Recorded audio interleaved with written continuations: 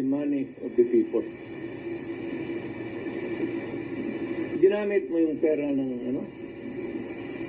And even Congress cannot do that. Trust fund yun eh.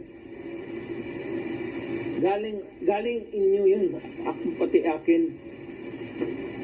Contribution yun natin para pag nagkasakit ka ng cancer, uterus, may pang-opera ka.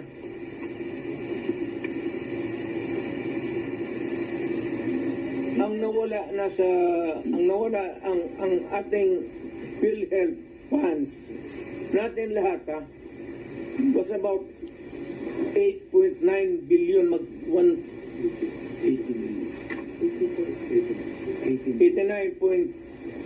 89 billion.